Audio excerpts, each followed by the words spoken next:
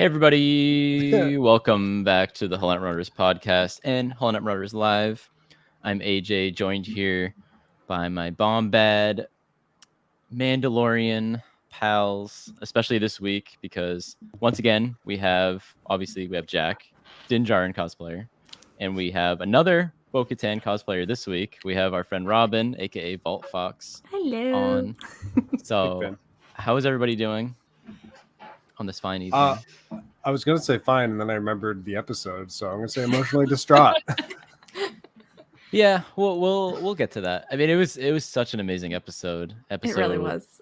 Chapter 23, The Spies, which I always think about these titles every week. I feel like I'm always like, oh, they have multiple meanings. Obviously, this one does because it's plural, Spies. Yeah. But yeah, it's another. I love when they have a chapter title that's kind of makes you think when you start out.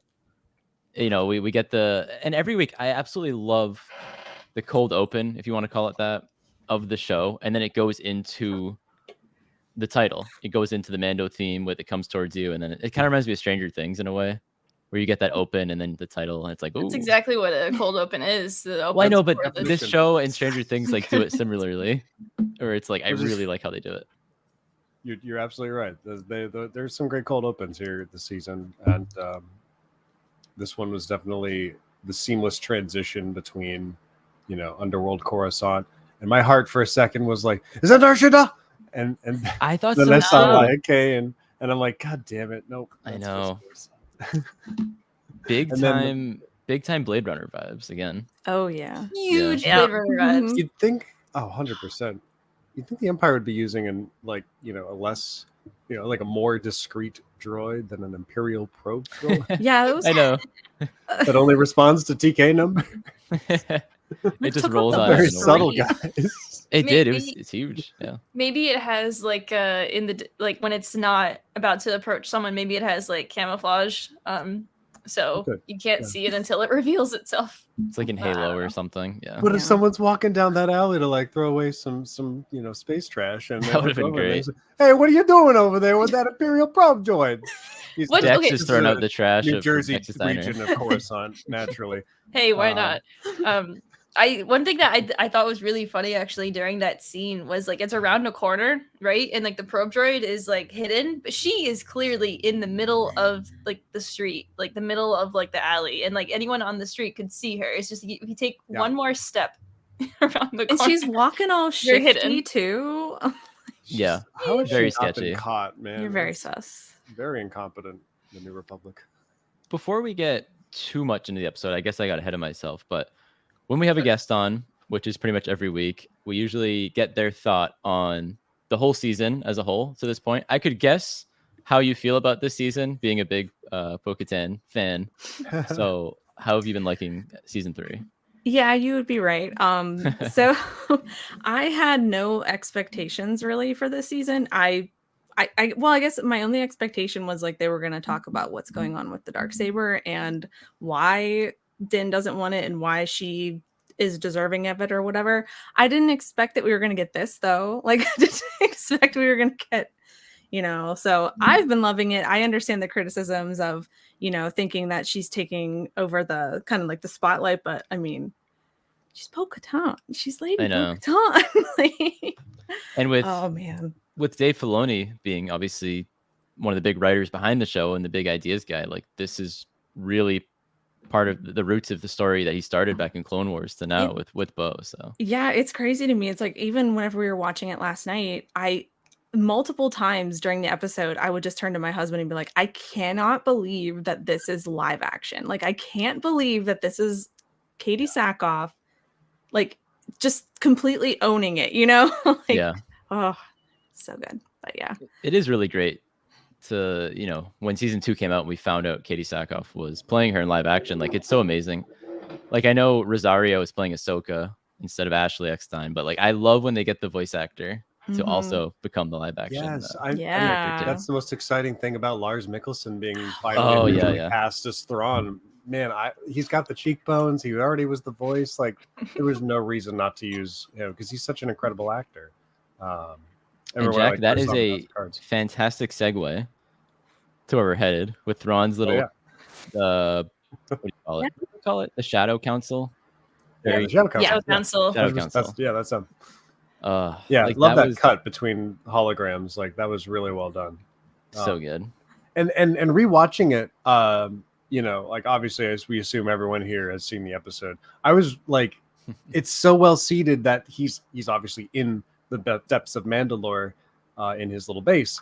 But the way it's phrased, it's like, oh, we can't have them going to Mandalore, but no one says like he's there. It's just so Yeah. damn It's good. because You like can kind of assume it, but it's like, wait, I don't know. he's not gonna tell all these other Imperials like where he is, and so it's that kind of thing. It's kind of I like didn't think about that. couple weeks. It's a couple weeks back in the Bad Batch, like they were all on Ariadu, and like no one knows where Hemlock's base is. They're like, oh well, I gotta go back to what I'm doing. So it's secrets on Right. secrets for the Empire during the It's true. Empire, It's for sure. post Empire. Ever since Lots of look at- secrets. That's a funny thought, Jamie, because that was kind of a Imperial important people meeting, whatever you want to call it, Mhm. VIP meeting, and Oh, yeah.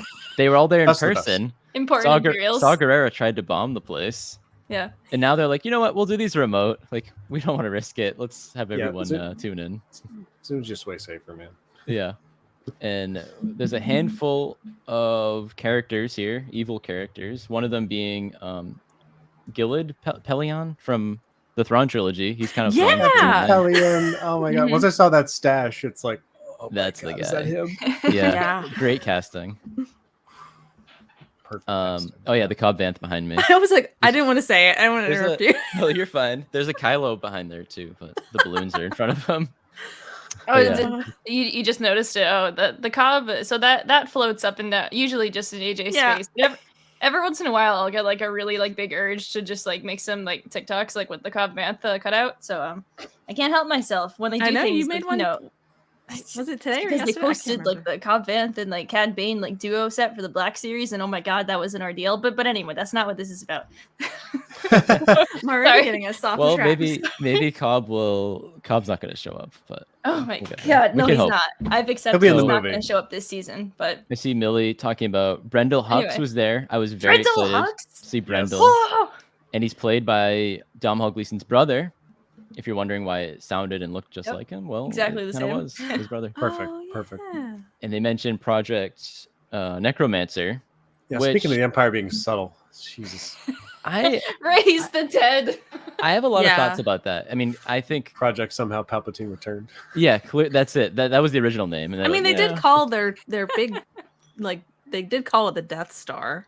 Yeah, for True. real. No, you're right. They're good at naming things, clearly. But Project Necromancer, that was a cool little hint. Matt was trying to tell me. I wish he was here because I could like yell at him. But he was trying to tell me it might mean something else, and I'm like, no. Like they talked about cloning, they talked about that. So who knows where that will go? And they talked about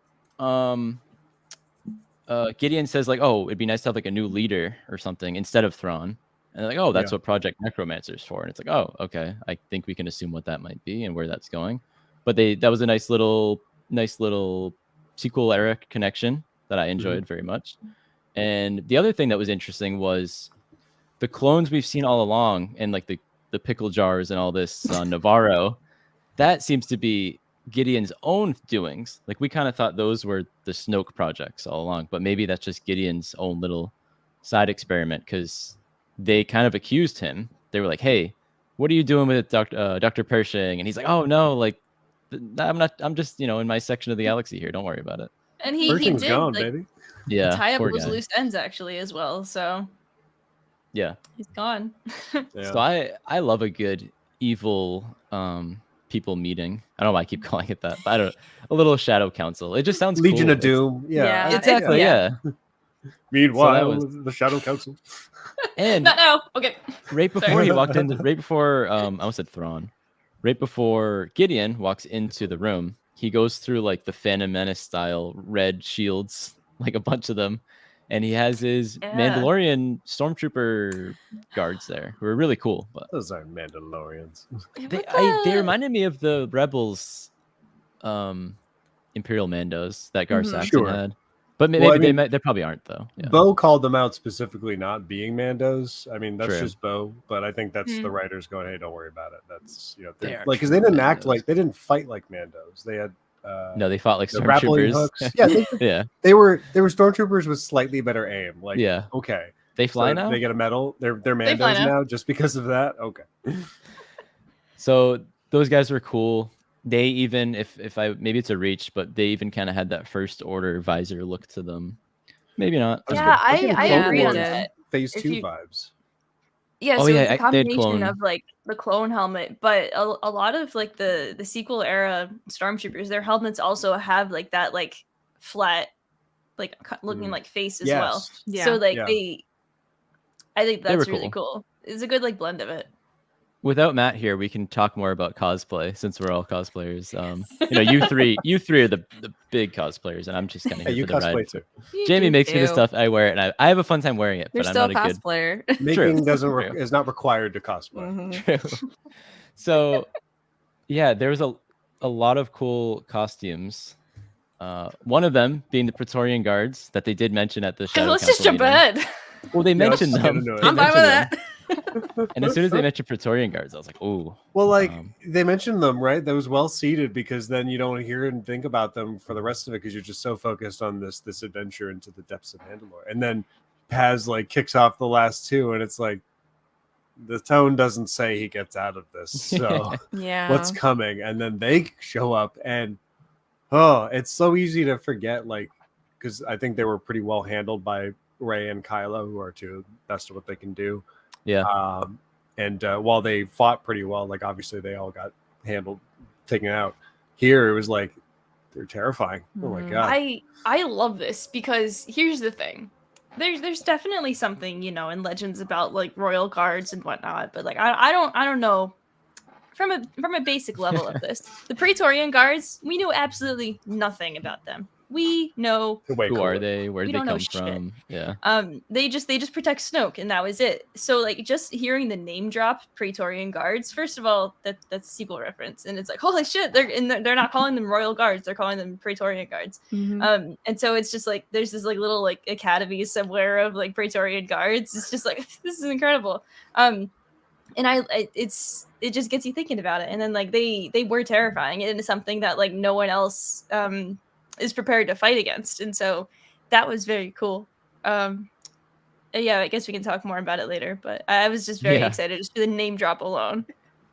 No, they were just 100%. awesome, and we will get to that later. But I guess we can shift to the next part of the episode, which is, I believe, the Mandalorians showing up on Navarro in their Those badass. poor citizens. Yeah, they were Oh quite my God, terrified. yes. Can we go a day without a ship flying over? Oh my god. I'm Yeah. so stressed out. Well, you know what? So whenever that happened, and I'm gonna call up my husband, but he was like, I wonder how long it took them to paint that Mandalorian crescent of the ship. So the rest of the episode, that's all I thought. I was like, you are making me think about this, and I don't like that. I thought about that too. Like, well, did they have it in the air and they were like jetpacking I around? don't Jetpack know. around. Was I it could see painted that. on? Could we have seen it painted on Plazier 15? Because if maybe they got the droids to do it. Maybe. I mean, Mandas are Mm. celebrated painters, so who's See, to this is say like- a couple jetpacks and an afternoon, and like the Amish, that's just painted up. Yeah. They're the Amish Check of it out. painting cool shit on your stuff. That's a lot of paint. But These are the Yeah, where do questions they I get the ask. paint? Like, I need to know. well, that was in Book of Boba Fett. Whenever he gets his, was it in Book of Boba Fett where he got his new armor? I He can't cleaned it remember. up, I can't keep him straight He anymore. cleaned it up in season 2 of Mando, and It it was was in oh like, yeah, Mando. okay, yeah. Right. Okay, Yeah. so he's After got, he like, did that, I was workshop like, on where the did he Slave One. go? I was like, where did he do this? Like, anyways. I think Fennec did it for him. I don't know if Boba has. No, good she paint did skills. not. You don't Boba think? knows how to paint. Yeah, And I Fennec think would I- just be like she would just laugh at him. She would not. I'm sorry. No. CEO I'm of surprised Fennec. Bo No, hasn't- no. She would not paint Boba that's Fett's right. armor. She'd be like, you're funny. That's true. That's a good point. Just walk away. But the music during this scene was very good when the shuttle, the droid calls it an Imperial shuttle, and Grief Karga's like, that's not a shuttle, it's like Grief's like, it's a cruiser. what? Oh. He's I'm not sure correcting the about Droid droid. that. has records, not its own sensors. Yeah. But like the music was great during this. The music this whole season I've really enjoyed. And Yeah. I don't really know when I haven't enjoyed Star Wars music, so that's kind of just like a cliche thing to say. But they show up on Navarro, and the children of the Watch are just chilling in their tents. out in the desert or whatever you want to call that, out in the outskirts of the Their city fire there. festival. Sorry. Yeah, they were just chilling, and much. then we get this amazing visual of Bo's clan Crees, I guess you can call them, right? They are clan Crees. They show Not up. quite, somehow. Bo's people show up with Din, and the Children of the Watch are just standing there, half take their helmets off and half don't. And like that was the image of the episode. And there was even concept art later in the credits. I was like, I loved that. Yeah, that was really good cinematography. I like that. It was. And we kind of it was very tense, obviously, because you can literally see the division. Paz and Axe, they start their beef there because of course they're gonna be they're the two beef guys that are gonna have a problem with each other. And then Beef Boys. it comes up again later when they're playing checkers or something. The Beef Boys. But it is perfect because they are like perfect parallels of each other on each side, and I didn't really think of it till that moment. So Yeah. Yeah, they are, but they both like make different choices, which are questionable in different ways. yeah. Oh, hello. Someone said hello. Voltbox. Hi. So where do we go from here? The armor comes out and starts like And she's like, "Stop! her hammer. Welcome. Her hammer. Let's have thing a together. feast." Chill. Yeah, I'm bringing and they her to cook fight. up. They cook Important up question. the birds. Do they cook? Is it the Yeah. birds? It Is was it? like 100% the birds. Yeah. Bit and roasted. I think whenever I saw that, I was like, look at them eating their like Flintstones. They were basically. I thought they were going to tame those things. God damn it. So, Robin, Nope, another me either. question I asked our guests weekly, it seems. What are your thoughts? What are your thoughts on the Children of the Watch? I've come back. I used to always phrase that. What are your thoughts on the cult? But Yeah. I've gotten nicer with them. See, okay, I don't know if this is because I've been going down a lot of like Twitter rabbit holes, and full disclosure, I looked up the leaks for this episode, so I kind of Oh, knew wow. while I was watching. Some things didn't get spoiled, surprisingly, but I like kind of seek out spoilers for some reason. It helps me Really? enjoy. Yeah, I Matt don't would know, be having a it's- blast right now. Matt, our other Yeah. guest, our other co-host guest, he'd be mad if I said that. He loves leaks. So Yeah, I remember it started with Rise of Skywalker, and I just kind of do it now. But yeah, I don't know. That for a while, I still think that the armor is there's something going on, but I don't know. Like I used to be full blown, she is like doing something behind the scenes, but then I went down a couple of Twitter rabbit holes and they were like, no, they had good points of saying why it couldn't be her, but I just don't know. I have no idea. Like yeah, so I'm- I probably had a more solid opinion of it in previous seasons, but like this season, I have no clue. I don't know what's going on. So I'm just here for the ride. me too. I Honestly, agree. like I've really disliked them. And coming into this season, Mhm. and obviously we've had our chats about them every week, and it seems like each week I don't want to say I like them more and more, but I don't dislike them nearly as much as I used to. And the armorer seems to be kind of coming around. Like she's helping out the sick people and the injured Mhm. people later on with those other Mandalorians. But like something is fishy, and I don't know if it's just because like it'll pan to her face, quote unquote, but it's just her Mhm. helmet, and I don't know if that's what it is. But I don't know, Jack. What are you thinking with them? So I also was like taking Bo at her word when she called them a cult. I mean, obviously, like they have a very strict order, but as time has gone on, I've started to think of them more, like I've said before, like a monastic order, and like it's keeping your helmet on is akin to taking a vow of silence, and obviously, like they have leniency and the things like eating, you just can't take it off in front of another person, and sure. Cultural rules seem silly and far-fetched and restrictive, but that's tradition, and Mhm. you either like it and you participate in it, or you leave it and you find something else, and there's clearly Mandalorians who've done both. As for the armor in this current episode and like where I stand, like because there's been a lot of talk about her being the spy, I was at first like, oh dude, that totally makes sense because like she survived the purge of the covert in Navarro, and she's conveniently avoiding this too. But at the same time, she's also been holding down Mando fundamentalist culture for like 30 plus years, and like that's not what you do if you're a pawn of the Imperials, like Mhm. that's not a Gar Saxon move. So Yeah. I don't know. I'm kind of now on the camp that I think Axe Woves might be the spy because he's a merc. He doesn't really have any true allegiance. Like he's he'll flaunt the way in front of people where it's fun to do it, so he feels superior. But I think that's just his character. That's real Vizsla behavior, frankly. Yeah. Yeah, I even saw I saw a tweet or something saying like it would be pretty painful for Bo to go through that too if it was Axe. You know, it's like, oh, this person that I trusted so much again, like that the second person that, but well, we'll get to that. The other betrayal, I thought it was weird he wasn't there with what's Mercedes' character's name? Casca. Casca, thank you, Casca Casca Reeves, Reeves. Like, I thought it was weird that he wasn't with Casca and Bo when Din and Boba went to go recruit them. And I just thought it was convenient that he wasn't there for the assault on Gideon's cruiser. And we still don't know exactly what Mandalorians rescued him. It's true. I don't know where this Beskar shit would have come from otherwise. Yeah, that's a good point. Going it almost feels like the armor stuff. Like for some reason, like I even tweeted stuff being like, "Oh, I don't trust her," whatever. But I'm kind of starting to think that it's him too, because they were saying like that the armor is almost like everyone's paying attention to the armor and not paying attention to Axe because he's in the background. So he's gonna like come out from underneath everyone. What's the Mon Mothma line in Andor? She's like, you're paying attention to my face, not paying attention to like the stone in my hand, not the knife on your throat. So yeah, and that kind of thing. Like, what is he going to do when he flies up through the hole in the forge? Like, exactly, he can't fly to the surface. He can't break through the storm, the magnetostorm. I didn't even think of that. That entire sequence, like everyone leaves, and like the armor are left with the wounded. They don't have a ship on that planet. And Axe is just like, let me go get help. Leaves.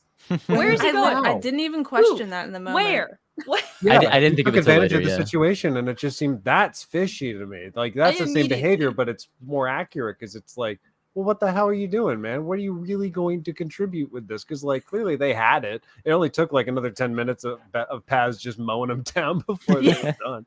So like, I didn't think do anything with that. Clearly. Oh, go ahead, Jamie. The other like big thing about the armorer first before we get totally like derailed is like she's been there since season 1, obviously, but like it's something that like this is just one variation of how Mandalorian culture is.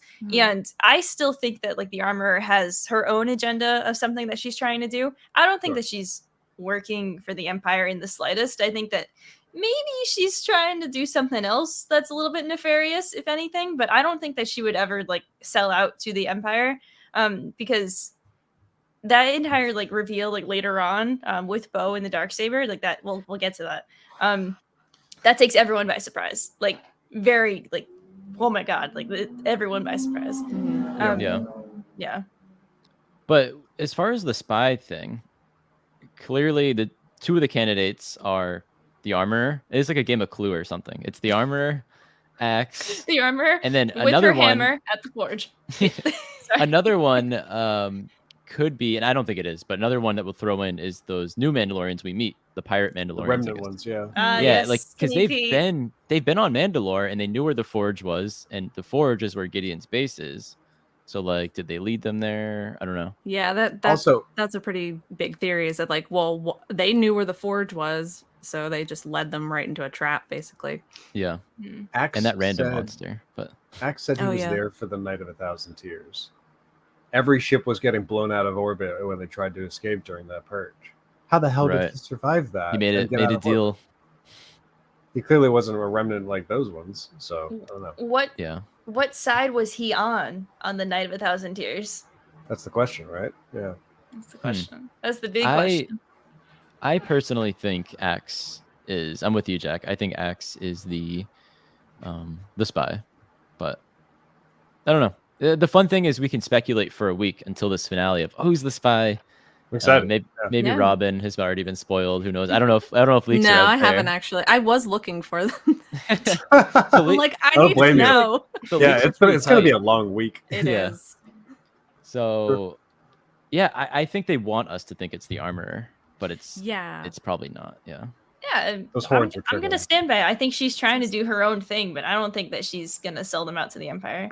I also so at one point during this episode, did you guys notice that she got a jetpack this episode? Her jetpack looks Yes. ridiculous. It's I so did. small. It looks like I can't. What is it? It looks like It looks like kidney beans or something. I I was like, what is that? can I see that. was, like so I texted my friend Jill earlier today, right? Because she loves the armor, and so I was like, hey, did you notice that the armor has a jetpack? And she's like, no, when? And literally the sentence I texted her was, oh, it's when they meet Skinny Pete and the Mandalorian pirates on the skiff. You can see it then. And she's like, I got you. I know exactly what you mean. Because first of all, there's only like a handful of people who are like obsessed with Breaking Bad and like know about this, and so just like. There's only a handful of people that have watched the hit show, greatest show of all time, Breaking Bad. Breaking I Bad. haven't watched Breaking like, Bad, but the even entire- I knew who Okay, he okay. was. It's a good show. Highly Well, recommend. plus you got Giancarlo Esposito, which Yeah. can I say I was a real naysayer when we were talking about this season in earlier weeks that I didn't want Gideon as a villain again. I And you felt that forgot how was good he was. all set and like I didn't really see any point. But god damn it, Giancarlo Esposito is just a master at his craft. He and, was so and good. It's so fun to watch him be him. I'm happy you brought that up because I said to Jamie, and I'm like, last night, I was like, my only issue with this show through the 3 seasons is their lack of use with Moff Gideon. In season 1, he shows up the second to last episode. Season 2, he's kind of sprinkled in here and there with the Dark Troopers, and then you only see him in the finale, really, in like fighting Din. And then in this season, again, we don't even see his escape. We hear about it, and he's only shows up in the second to last episode again. So it's like, I have theories about. I don't look into leaks, but I have theories about like Thrawn showing up and like killing off Gideon or something. I don't know. There's always a bigger fish moment. But like, how cool would it be if Gideon's already great because Giancarlo's amazing, but they could be building him up so much more, I feel. And Yeah. I don't know. But you're right, though. He's immediately back. He stole the stage. I forgot how good his theme song is. I think in season 2, Jack, you either told me or you posted about it. You're like, Gideon's he's a pretty good villain. Every time I hear his theme, like I get scared or, on edge. And then when they it's blew up just the so Razor the Crest, dread. It's so good. it's really good. It's like Jaws, man. It is. Yeah. So great to have Gideon back. Hopefully something. I'm almost hoping he like wins next week in the finale, like because he's already lost in the first 2 season finales. Yeah. But who I'm knows? afraid Din might get killed off because like there's these stupid rumors about Pedro leaving and like I've seen the whispers. Seeing Heard Din the get whispers. captured and murked like the way he did does not bode well for me. I almost thought he was gonna Yeah. die there. I was like, whoa, but Yeah, I don't was think that afraid. they're gonna just kill him. That would be would such be a pissed. waste. Yeah, I agree. I don't think I'd that be they would pissed. do that. I do think that next week his helmet's gonna be taken off against his will. He has to because That's gonna happen. that's a SAG rule. Otherwise, he would only be able to be credited as a voice actor. Oh, Like- well, hey, Oh, there wow. you go. Yeah, it's Loophole. SAG. It's a Screen Actors Guild rule that an actor has to be seen with his face on Oh, camera okay. There you in go. order to be credited as an actor for the show. Because like it's really that's him. amazing. It's And 2 Brendan other Wayne. actors, yeah. It's Lateef Crowder. It's Barry Lowen. There's so many people that really do the work alongside him, and he does talk about them in interviews, which I Oh, really yeah. appreciate about Pedro because he's just great. You heard it Yeah. here first. Din Djarin will take his helmet off next week, I either think against his called will it. or by I himself. think it's pretty damn clear. SAG rules and just in general, it's once per season at least. So Yeah. yeah. Yeah, I've seen What if the some wild. mythosaur eats his helmet? Do you remember? Wait, guys, do you remember in Book of Boba Fett, Din's head literally in the not the Rancor, in the Rancor's like head, and it was like dunk, Yeah, yeah. and the Rancor couldn't like actually bite My him. worst fear. The fact that we have to fight them in Survivor, like I'm mentally preparing myself for having to fight Rancors again. 'Cause Oh, I haven't had to since like Mysteries of the Sith because I haven't played Force Unleashed in a while. You know what? I think Space Reviews really Yeah. makes a good point because like they're not going to kill off Din before the freaking movie. Yeah, I That'd just agree. be silly. Oh Yeah, yeah, exactly. Yeah. Yeah. yeah. okay. He's Okay. the main character of the show. Especially he's gonna need to pop up in Ahsoka and just like be there for an episode and just for Yeah. everyone to be happy. Yeah, Everyone, like- everyone needs to interact with him and Grogu. Like I don't care who it is. People He's have the been Nick Fury. having a bit of a panic that Bo is taking over the show and it's her show and not. But Rick Famuyiwa director of this episode, and I said Bryce Dallas Howard was my favorite director, but Rick might have taken the lead back. I Rick's still got it, Rick. man. He's awesome, Rick's but great.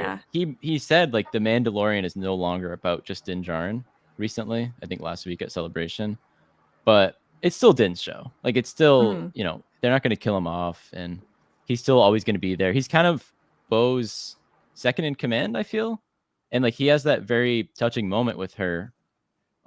So good. Yeah, A bit later on.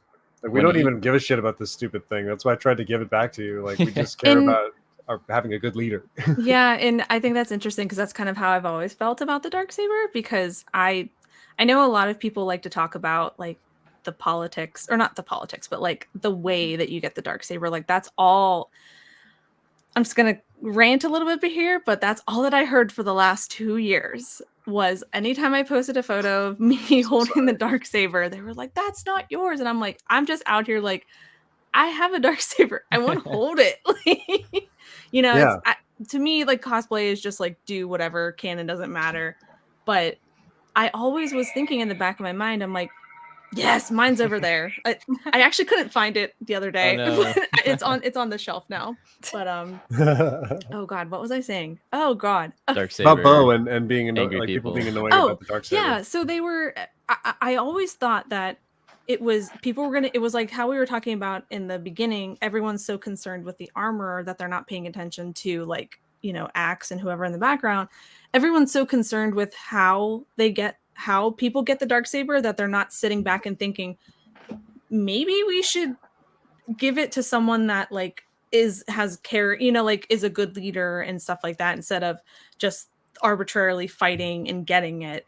And I get that it goes back to the whole Mandalorian culture of, fighting and stuff, but I always thought that was going to be the twist on the Darksaber, was that it's going to end up in her hands, because not necessarily that she believes that she like deserves to wield it, with that whole discussion that she had with Din. Like she's clearly not, she still doesn't think that she is worthy of doing this herself.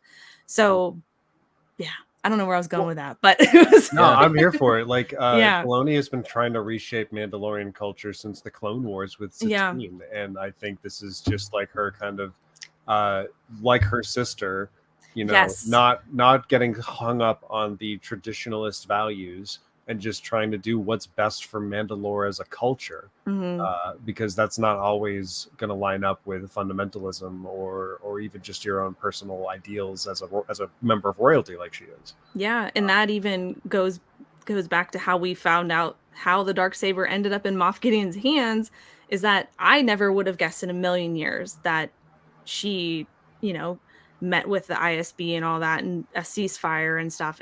But that the whole her giving over the Darksaber, trusting him to not kill her people, and then just that, I can't imagine like the amount of guilt that she's sitting with, especially to know that she couldn't really even tell anyone, hey, I just surrendered, because that's like basically putting an X on your head when you're a Mandalorian. You surrendered? How could you Yeah. say that? But Yeah. I think that that's very Satine of her.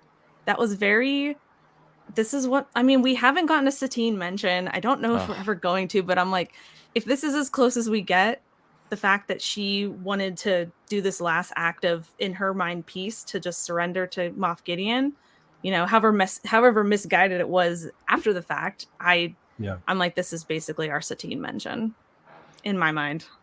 I think that it's out of that scene, it's so important that it shows just how much Bo genuinely cares just for the overall well-being of Mandalore and all Mandalorians. And that's the most important thing that I think that all of the Mandalorians have to see, is that Bo is trying her darn near best to make sure that their homeworld is like theirs again. And no one else is really trying to do that, it seems, at this point in time. Like no one else has like made the effort to even like attempt to do that since the Empire took over, at least. Yeah. Yeah. And I mean, that was. no, go ahead, Robin. Sorry. That reminds me of another scene that I don't remember specifically whenever it happened. Maybe it was whenever they were flying above the surface or whatever. But Paz Vizsla and Axe were playing space chess. I don't know what they're playing. Yeah, That, yeah. I'm such a bad Star Wars fan. But yeah, they started doing that, and then they started, starting to fight. and then, Right. and then Grogu broke it up. And it actually it didn't hit me until the second watch through that Din goes, he didn't learn that from me, which I don't necessarily agree with him saying that he didn't learn conflict resolution from his dad, who like has managed to become friends with every single freaking culture like in Star Wars.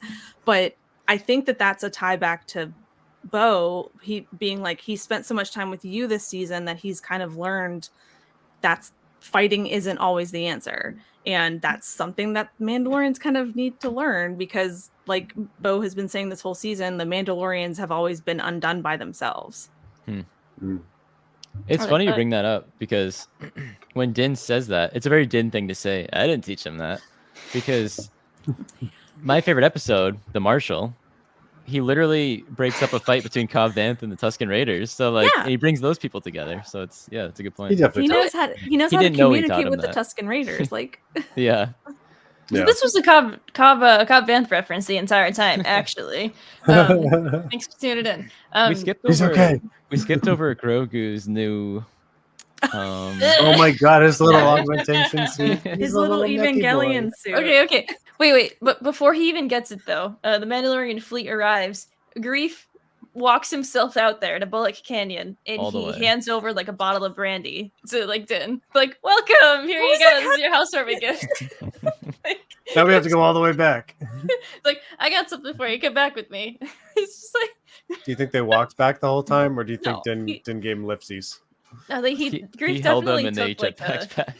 Din gave Grief upsies, yeah. But he became the highest magistrate. So anyway, speaking of leaks, a few months ago, before the season started, I was gonna say very early on, but before the season started, I knew this was coming. That Grogu, it was rumored he was gonna get a mech suit of sorts, and I didn't know if he was gonna be the one controlling it, or if like IG-11/IG-12, as he's known now, was going to be like just a droid again and carrying Grogu around, but Grogu is the one controlling it. And when you hear those things, it's like, how is this? Yes. How are they going to do this? And I thought it was very funny. But first of all, we get the Enzelin again, piloting it in.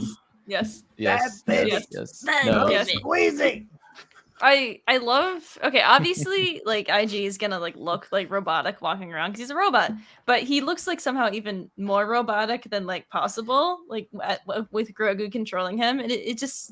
It's like Wallace and Gromit, the wrong trousers. Yes. Oh my god! I cannot unsee. It's got the little levers and everything. Oh my god! But yeah, I love Broken how the Mandalorian for me. so good. Like the Enzelin just like appears with him, like he's ready to go. He's piloting it up, and like he gives Grogu such the wide berth around the table, just like that baby. And the first thing Grogu does with it is steal food. That is the local shop. Yes, Love it. yes, and squeezes a Meiluron. I thought that was amazing. Just the keep away, and Din's literally like, no. It's like, you are costing me so much money with your bullshit right now. Can you stop? So good. I do love how that scene just ended with him saying like, "This isn't working for me." This isn't working for me. Knowing full well he's going to be in that. It's like at Christmas when like your like the uncle gives the a nephew or son like a drum set for Christmas. Like, you did that. Yes. This isn't working for me. We're that aunt and uncle. We give our nieces the annoying Perfect. toys. Wow. It's just like that. We like chaos. Good old Uncle Grief. So Yeah. what did you guys think about the mech suit? Obviously we all enjoyed that. Well, With I mean, like IG-12. as I said, I think obviously he's like really robotic, like running around. I think it just looks really silly, and he hasn't actually like fought yet. But I love how it gives the opportunity for Grogu to say yes or no. Like that's pretty cool. Yeah. That is cool. That's really For cool. someone who can't speak, like to see an augmentative device used on screen, that's pretty damn inclusive. Yeah, I like that.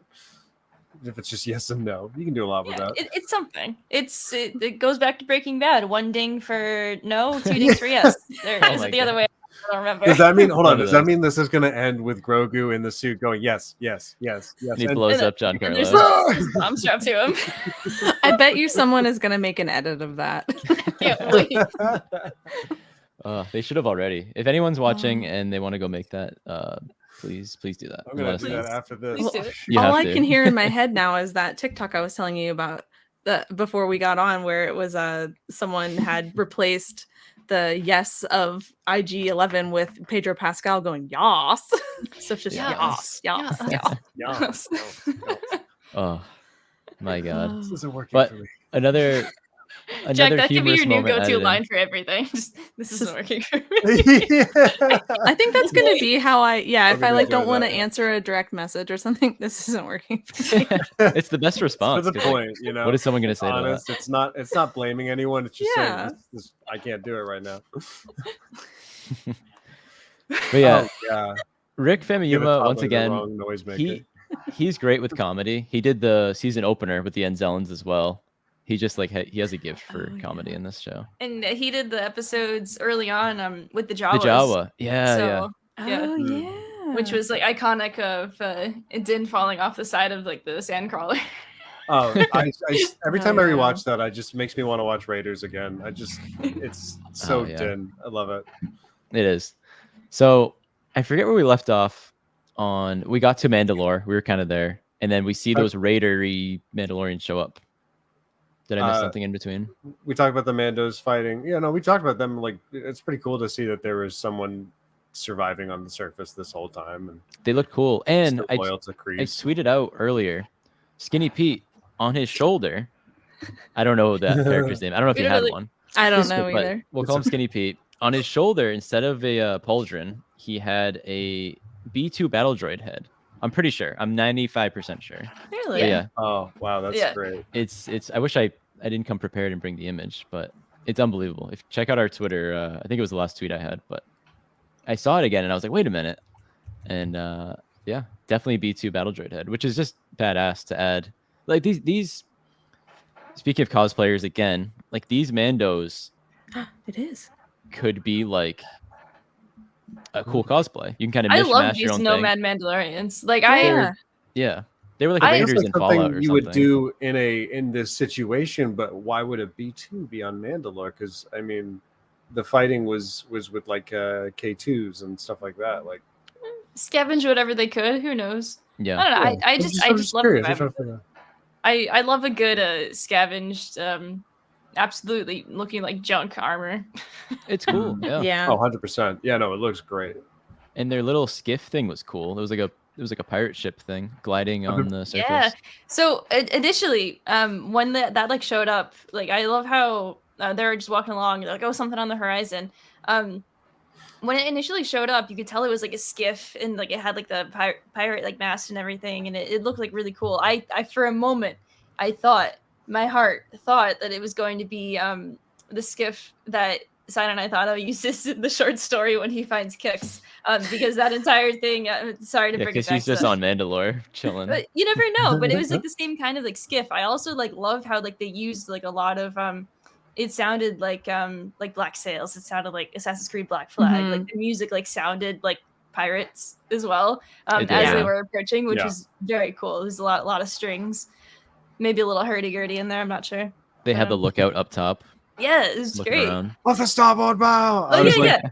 And it's literally me later, playing Sea of Thieves last night. Friggin' Meg. we Coming got up. like Oh, the Meg. a Godzilla type monster like jumping out of the glass. Like Yeah, what was that? I thought for What's sure it was the Mythosaur at first. I did and I'm like, too. I guess not. Mhm. What's Yeah. that? It was intense.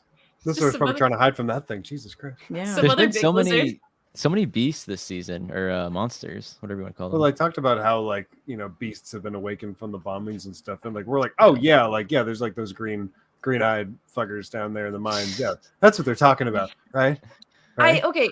Side note, I love how you like the gators that are literally in like the sewers of Mandalore. Over the weekend at Star Wars Celebration, there's an awesome panel that Doug Chang emceed, and he talked about like the concept art and whatnot. He literally confirmed that like that sequence with like the gators of Mandalore was inspired by the myth of gators being in the New York City subway system. That's perfect. Oh, beautiful. I love that. so That's good. hilarious. I love when things come together like that. Oh yeah. So the Beast blows up the ship right after Paz and Axe have their little fight. And Wait, but scroll it back though. Paz and Axe have a fight because like Yeah. they're playing, and Paz Vizsla is the one to say, "All right, accept defeat or fight." And like it seemed at first like Paz Vizsla was like ready to just be like, "All right, yeah, this guy is just gonna like concede and it'll be fine." And then Axe just like decks him immediately. So like I think that to go back to who is the spy, Axe. Well, no, and this is a good point because think of like the parallel or whatever you call it, the both ends of that chess match. Paz sacrifices himself to save everyone at the end. Axe, his opponent in the chess match, leaves. left and maybe betrays them. So maybe I'm And he was- overthinking it, but that's Oh kind of no! cool. Now I'm He thinking. started the duel super underhandedly too, because he's like, "Can you believe this guy?" You know, Yeah. like it was just Yeah. so rude. That's What's how you that over start a there? fight. That's not how Mandos start duels. Come on, man. True. Have some class. Yeah. So Yeah, so it's all And it's a fight spy. that boils down to house rule, like Uno house rules. Like I get it, you don't want to be able to stack +4s, but you know what? Sometimes God hands you a few, and you just get to rain hellfire on someone else's cards. I don't care how close they were. Imagine a bunch of Mandalorians playing Uno. That's immediately what went into my head. it wouldn't end well. Depends who it is, I guess. They say this is Mandalorians the one. playing Uno. Yeah. This is Photo the one. ideas. Yes. Sorry. So Anyway. then the Beast blows up the skiff. They all jump off, and I didn't know how Grogu got off in his suit, but I guess Paz and Axe help him off. They like Yeah, it was. they grab him It's and like a boost really off. weird, like that. That's why I think it looks a little goofy right now. Because whenever Paz and Vizsla or whoever takes him up, like IG-11 is just like a stick straight as they go up into the air. I don't even know why they brought Grogu on this trip. Like I know Din always needs him by his side, like wherever he goes, I go thing, or whatever his saying is. I thought he could have left him with grief. Yeah, I mean, maybe he doesn't trust anyone. I get. Well, he trusts Grief, but Well, got he the could have. he's in danger in this thing, He's and got like the big old disc. yeah, whole- and the chainmail, which we Yeah, haven't the seen mithril. used. The whole I plot forgot of he this, had the reason they went to Mandalore was Bo was literally like, "All right, let's go take action. Let us all go and station the fleet over Mandalore." So I'm pretty Yeah. sure they take almost everyone with them and station them above. Maybe some stay behind on Navarro, and then they take the small team to the surface. So obviously Din volunteered to go, so he's not just gonna like leave like Grogu up top with like some random person, because it's just like the one random captain like up top Sure. on that cruiser right now. And as we Here's a know, call. there's bombers on their way to that fleet. So Yes. It's like, you're not going to take. Most people wouldn't take a foundling on this adventure, but at the same time, most foundlings don't have a connection to the Force and will Yeah. exit. So this is there true. you go. Yeah, I thought it was so strange the way they kept holding on the armor, breaking the magnetosphere, and getting back to the fleet and communicating with them. Like Stav's like, you could have just shown her flying off, and I would have assumed that she contacted them, and I don't think that would have been able to be cut time. But like, it created a tension where it was like, oh no, the fleet's gonna be in ruins when they get up there, isn't it? Just That tell me was odd, now. yeah. Why do you think they did that? Why do you think? Because I thought the same thing. Is it just kind of to make us think there's something going on and to misdirect That's how it's us? gonna. That's Just how it's build gonna tension, start I next guess. week. Yeah. Yeah. Because like it didn't officially show her like docking, right? It just showed True. her like break the No, surface it and make didn't. contact. So something in the next like scene, the next episode, can just drop out of light speed and just.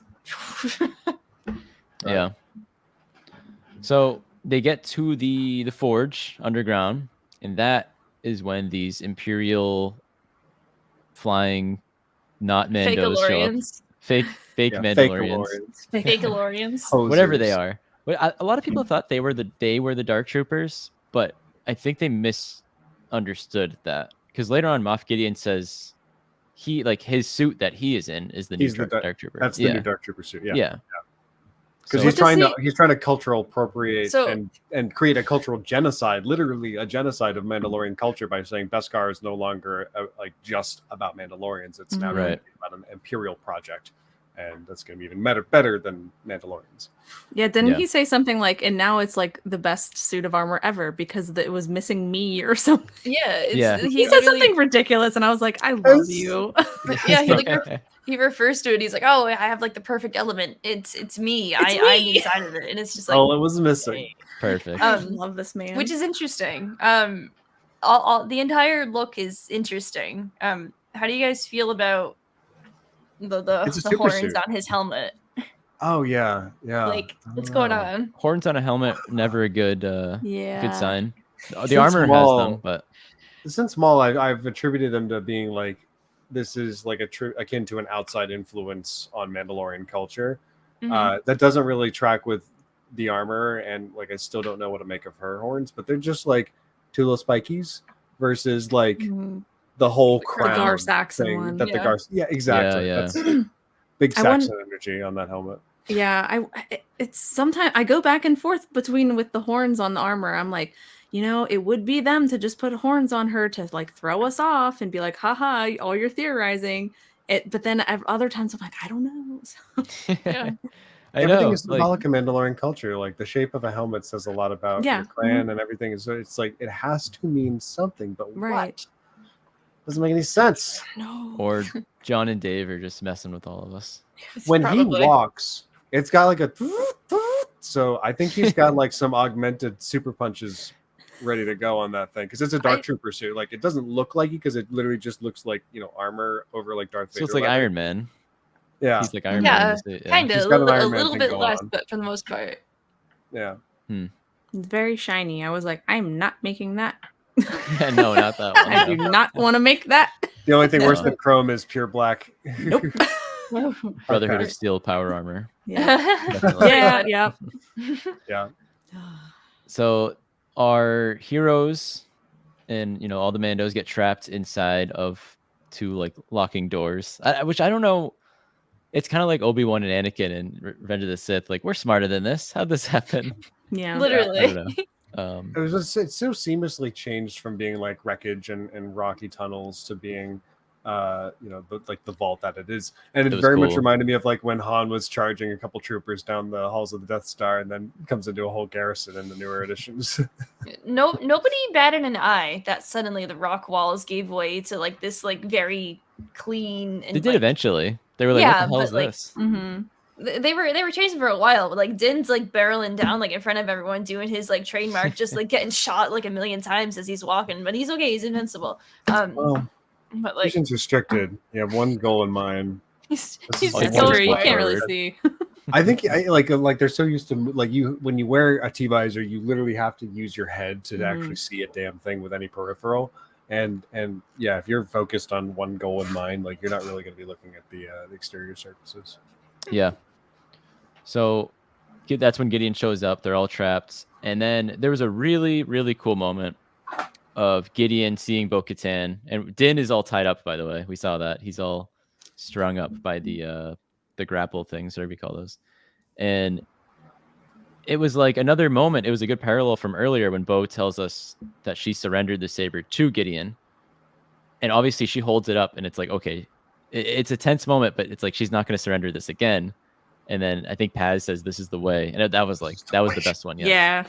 And she runs the other way to open the other door. I saw some people saying like, oh, she should have opened the one in front of them and they could have saved in and done that. But I don't know. He was already carted away by that point, and like I don't know. Maybe they I feel would like have as killed soon Din. as she- Or, I don't know. Here's what happens Yeah. if she does that. She cuts a hole. It takes her some effort because those are very thick steel doors. And she kicks it open, and then they all fire upon her, and like maybe she survives because Yeah. but like that's not really a good thing to do when there's a whole It'd bunch be of people tough. aiming at you on the other side. Shooting at like a small little hole cut out. Yeah. Yeah, Even she stormtroopers used won't it miss the right that. way. Yeah. Yeah, like it's not that like eventually one of them's got to hit that because it's a chokehold, Yeah. But I think it was that It was such a kind of like forefront. a let's save ourselves and fight another day. Live to fight Yeah. another day. So Yeah. But Robin, I know you really were moved by Bo's sacrificing the saber story. Like, how did you feel in this moment at the end of the episode when she holds it up and then her and Paz kind of have one last I This is the way. didn't expect for like I don't get emotional over like I don't really cry from shows. But I didn't expect to get so emotional at the very end. Like I knew where this scene was going. I knew that this was going to end up in like Paz's like sacrifice. And even still knowing that, it's still like hurt. It still hurt. I was like, I could see like she has only known him for I don't know how much time has passed in this past season, but she's only known him for how long, and for a lot of her life she thought of his clan as like cults. Like she called them cult members originally. And for her to go from that, how she was feeling about them in, season 2 to now, like she literally had to watch him, she didn't watch him get mowed down, but she knew. And I was like, it kind of hit. I was like, dang, I didn't expect her to feel so, but it just goes to show it's like she cares so deeply about the Mandalorians as a people. Like even someone like her realizes, we can change, and we can, over the course of the season, she's seen, how they are just a different tribe of Mandalorians. They just have a different way of going about things. So it again, I didn't expect to get hit with it because I knew it was coming, but oh man. Yeah, and one thing this season's been missing is kind of just like a villain. Like it went from salad face Gorian Shard. Gorian Shard. Come on, we love Gorian Shard though. Salad face. To Christopher Lloyd in that one episode last week. And so it's like, but we knew Moff Gideon was around. Like they mention him, and but when they have one common enemy, the Mandalorians kind of became family, especially over time, even with their differences. So I never really liked Paz. I never liked the cult and the Children of the Watch, but I always thought Paz was like a bully, and but ever since his like before they went back to save Navarro, the whole speech with "We're Mandalorian, not Mandalorians, Mandalorian. We're all Mandalorian." Ever since then, I've kind of come around to him. He cares about all these people. He cares about Bo, and I think he really changed once they went out of their way to save his son, Ragnar, who we showed earlier at the beginning. And so his death was pretty sad, and it's crazy because I used to not like him. So it's like, well, I think that's just it. They had to do some real character work to make him likable and relatable enough to make his death mean something when it came time. So like it makes sense why that was what opened this season, was Ragnar's getting his helmet and everything. I always felt that Tate Fletcher did a really great job with his performance as Paz, even if he didn't get to do the voice. I thought he really brought like a great physicality to it. And, like we've never seen a Vizsla of this size and shape, but he still like had that same kind of pompous energy. But like, I don't know, like he also like he had a heart this season that we didn't really see in season 1 or in Book of Boba Fett. That was really nice to see. And the fact that his like last thing is like sacrificing himself so everyone can get away, like that's like the coolest way to have the coolest death to have. Yeah. He had a poor Frodo moment above all else in this show. Like, oh my god. Yeah, I one thing that I love about like a good fight in Star Wars is when someone's weapon malfunctions and they just like throw it at someone, or they like punch. So I have to say I laughed in the moment when Paz's gun is overheating and melting in his hands, and he just took out like 3 guys with it. Getting Wrecker vibes for sure. Yeah, there was. And then it was really sad, obviously. But like the thing with like that kills me the most, like about like just Star Wars storytelling in general recently, is you don't need to build up a character and give them characterization just to kill them off at the end of a season. I don't think that we should be following that method of storytelling. I mean that specifically because of Paz, but more so because of Tech. But they don't. I don't think that that's like a proper like way. You don't need to like do that. It's kind of like a cop out, in my opinion. Like you shouldn't build up a character just with the intent to kill them off. You should build up a character so that way they can have a future. Luckily they told us that like Paz Vizsla had a son, because the Vizsla name still exists at this point in time, at least. Yeah. We should have known. I just- kind of it's just saw it interesting. coming. Yeah. Yeah. Not to take away anything from it, but yeah, it does suck. Yeah, because Yeah. it's just like, oh, it kind of would have been almost a plot twist if he made it through the entire season Yeah. instead of let's Right. kill him That'd off have been by a cool the end. subversion. Mhm. So that's what sucks. And yeah, It's I liked better- him towards the end. I would always like historically here like get a chuckle out of like seeing him because he's just this big dude, takes the very slow steps, and I'm just like, but yeah, it was a hard one. This was a one that I wasn't expecting to be hit that hard with for his death. Mhm. And I'd say it was at least better handled in Star Wars because like they spend the whole seasons doing this. Because like I remember when I watched Star Trek Discovery, in like season 2 or 3, there was a character who was always in the sidelines, looked like had a very distinctive visual look, and she never really got much screen time. And then in one episode, suddenly like you were seeing like her day to day on the Discovery, and I'm like, oh no! And then by the end of the episode, she's gone, and it's like, god damn it! Like Yeah. you could have done this forever ago. And I Yeah. could have cared about her for much longer. Yeah, it's just an unfortunate plot device, which I'm not a fan of. But Yeah. Yeah, The per- honestly, what can we do? why I've been kind of scared that Bo-Katan has so much I'm screen terrified. time. I'm like, I swear to God, if you guys do, I swear, I can't do it. I don't think They Filoni can't- would do that to her. They can't kill Bo off, especially like I don't see it. how Rebels ended for her, and she lost the dark saber and all that, and then like Yeah. to just get it back and then lose it again. That like Yeah, that I is- just That'd be a don't see mess. it. yeah. So, but I'm still scared. Yeah. But I hope she's. That's okay. why I was looking for leaks. That's fair. So you can prepare yourself. Yeah. Yeah. I get that because like after seeing Din getting carted away, I was like, and my initial reaction was like, oh no, oh no, oh no. Mhm. They're writing about it's all over. What am I Yeah. doing? My shiny boy is gone. Speaking of shiny boys, the Praetorians that we talked about earlier were really cool. I loved their entrance Mm. too, because like you get that glimmer of Yeah. hope that Paz survived the wave. Yeah. He It's like, killed alright. everybody, and it's good. And he like looks back to the door, sees that everyone got out, and he's Mhm. like, "Oh, whew."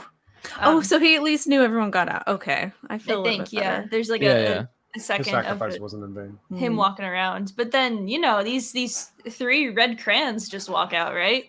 And it's just I love it. I love how they have different helmets than they do in The Last Jedi. So it's like a Yeah. different variation, but the arms and like the chests and the legs are all the same. The weapons are the same. It's The helmets were awesome. They So were like good, but yeah, Spartan very helmets. Yeah. And their um, technique was the exact same too. Like the way they Technique. when they finished off technique. When they technique. finished off Paz, like they all like did that like cool spin they do when they're done doing a move. I Yeah. love that. Yeah, I almost wonder if it was the same guys in the suit that did the Praetorians in Last Jedi, because like Do something again. it felt like the same movements. It's It's hard possible. to describe, but yeah, it felt like that. At least the same Um, choreographer. Yeah, and Paz's death was brutal for a Star Wars death. Like obviously, Yeah. we've seen people get cut in half and their arms cut off, but he kind of got like stabbed through the back and like this and that, and like it ended They on him just knew how to kill a Mandalorian. Yeah. They knew Yeah. all of the weak spots, and they just did. Speaking of which, I have a Yes. good question that I just thought of that people have been asking me. Who has been making all this Beskar stuff for Gideon and his crew and all that? Because do you think they're making it at that Yeah. forge in like at that base? Probably, right? That's I Mass feel like producing that's it. the whole I point don't of this know. base, right? Like just get right to the source. You've got all your material right there. Because Just I saw reverse engineer the theories. process. I saw theories that the armorer is in on it and she's making the stuff for them, and I'm like, I don't see the armorer being the spy because they seem First of pretty. all, she doesn't she's- always wear her jetpack, so how would she be leaving And, places? like, to and fro? The armor's First- playing both sides, True. so she always comes out on top. the, So- the Children of the Watch don't have a ship. They don't. They're very what's the word? Like not prehistoric, but like Nomadic. secluded.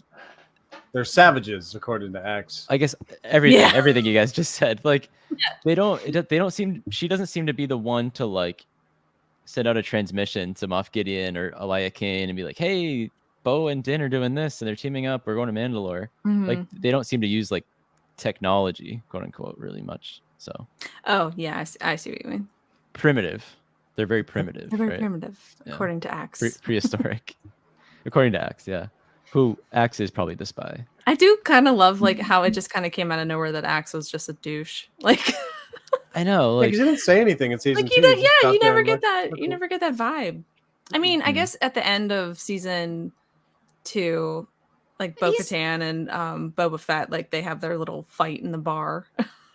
He's just Well, got a he maybe lot wasn't he even going did there on. for that. He wasn't even there for that. So that was like Oh, the yeah. whole. I was like, where the hell was Axe at the end? And that's why I'm so sus on him. Huh. Maybe he started being a douche then before she even tried to go off, and it's like, yeah, Maybe. whatever. You can get the Darksaber or whatever you say. I think the biggest thing is, there's a lot going on with him that we don't know fully Mhm. going on with him. So Yeah, do we it's true. think do we think Axe just doesn't like Bo? And maybe it's like Maybe. in Rise of Skywalker, Hux he's the spy because he doesn't care if the Resistance wins. He just wants Kylo Ren to lose. Yeah, it could So, be. He Yeah, I just mean, wants like to he see, served under her. He could. That doesn't mean can that see him. he's 100% loyal. Just means Yeah. he knows the ins and outs of her. Certainly likely to Interesting. be that spiteful. Yeah. Hmm. Yeah, I think that this whole chat has made me Team Axe Wolves is the spy. Yeah, I think because he's the it spy. seems I like think it. that he also maybe has his own little agenda. Mm-hmm. But I mean, like we don't know that much about him still. Watch So. it be like Well, Skinny that's- Pete. That's exactly why it didn't make sense for these stormtroopers to be Mandalorian stormtroopers, because like Mandalorians don't really, other than like Darth Maul when he won the Darksaber, they don't really follow outsiders. Like they Mhm. only really want to Yeah. follow a Mandalorian, that was like a pretty big like that would require a Mandalorian who would be loyal to Gideon, and that is just so much more work. It's much easier for Gideon to try to convince a Mandalorian to be a spy for him, because then he doesn't have to rely on them for much more than information. What if True. What if Gideon was a Mandalorian? That's a theory I've had in my head. But as well. he's an ISB agent. Like he What was. if he? Yeah, I know. It's a wild one. That's just so messy. one? That's a fan theory if I've ever heard one. It's my theory, and I'm a fan. Oh, I'm sorry. Yeah, no, that's fair. it's not. That's it's an more- accurate description. It's not then. like something I believe in. It's like it's just something I think Just about. fun Like, to think about. Yeah. It reminds me of our conversations about Book of Boba Fett, and like Oh, yeah. Kira's going to show up. It's like Star Wars doesn't get that twisty. No. It'll wish get a it little did. twisty. I wish it would. Come Yeah. on. I would too. One I day it agree. will. I'm not One day saying it's it's a gonna. good thing. It's just I've never seen Star Wars flip the script that hard.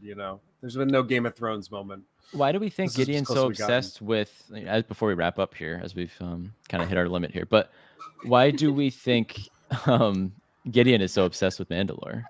Just for the resources and the. That's his thing. That's his Yeah. hyperfixation. He has nothing else going on. He just wants to pillage and plunder Mandalore. That's it. Yeah. He just That's- wants to take the best of every society, basically, is what he said. He's like, Yep. so I guess Yeah. that to him, that's Mandalore. He's like, I'm just going to take the whole planet. I'm going to take I'm not Mandalore. clear. I'm like, all right. What did he take from the cloners and from the Jedi in that scene? Grogu's blood. So what is Grogu's blood doing in that armor? I don't know. And I'm very scared to find out. I'm confused as to what he took from the Jedi, though. Not Grogu's. Me too. It is. It's Yeah. Grogu's blood. They talked about the M count. The But like, how does midichlorians. that factor into this Dark Trooper suit? That's the culmination of all his appropriation of culture. Maybe it's like he injected it in himself. You like steroids? I think he Yeah. just wants to That's how complete the that purge. works. He's He's gonna pissed go off that full like Bane. Mandalorians are still out there, and Yeah. he just wants to get rid of them once and for all. But like, keep what is useful about them, and like, that's just classic genocide right there. Like, Mhm. it's really dark I to do see like- it in I a like Star that Wars too. show, but it's Yeah. Thrawn Uh, really did teach him how to culturally appropriate. Yeah. That's a good point. Yeah. just shoot the master at work. He is like initially like really shocked that it was Mandalorians that broke up the whole situation on Navarro in the first place. So yeah. Yeah, Hmm. yeah. Well, If it is Um, Axe, he's not really good at being a spy. Not giving him the whole info. you guys want to see my meme that I threw together in the beginning of this that I've been thinking? This is all I've been thinking about the entire episode. You ready? Yes. You ready? Yes. On the spot. Sorry. Is Armitage Hux, which is Yes. Hux in sequels for people that don't know Yes. his first name. Is he born at this time? Is he alive? Yeah. It's like Probably. 20 plus years before first. My son's a Order. spy. So yeah, he's I love He's that probably you First alive. Order. picked the picture of him looking so like If you look up Brendel Hux, that's the first thing that comes up. So, Hux is probably like 30 something in the sequel trilogy. So yeah, he's probably alive. yeah. 32 years, and if it's 6 to 9 years post ROTJ, yeah, We'll okay, never know. yeah, he's probably born at this point. Okay. I'd say he's in his 30s at the My time. baby's of on the Babe. the And he's the spy. Sorry. Okay. No, I I love want it. to know. But incredible episode. The Spies, chapter 23. I almost said 32. I read it backwards. 23. A little bit of time Yeah. before that. Anyway, very cool. Thank you for joining us this week, Robin. Yeah. For people who don't know who you are and what you do, where can they find you on social media? I'm basically a cosplayer. I cosplay as Bo-Katan. I made my husband a Mandalorian cosplay. You can find me on YouTube at Vault Fox, and I'm Vault Fox on like Instagram, TikTok, and Twitter. So, yeah. Awesome. Yeah. Thank you. We have you linked on all of our stuff like all the time anyway, but thank you so much for joining us this week. And Hey. wait, sorry, is that the one that the helmet comes I got this. off? Yes. Yes. Can I just Oh wow. I don't have anything. Din's doesn't come off. Anyway, no, it does not. this has been He the needs not to the take a way. bath if it comes off. Oh, she has to go take a bath now. This has been the HoloNet Marauders podcast. If you've been with us tonight in the chat, thank you guys so much for hanging out with us. If you've been listening to the audio version, you can check us out on YouTube. If you've been watching this at a later time, you can take us to go in your favorite audio platform. You can find everything for the HoloNet Marauders just at HoloNet Marauder on Twitter or at HoloNet Marauders on any other social media. We'll be back next week for the Mandalorian Season 3 finale. Ooh, Wow, there's a lot going on for that. Stay tuned for social media for all of our updates as well. You do not want to miss next week's episode, and we will see you guys next week for the HoloNet Marauders podcast. No squeezing.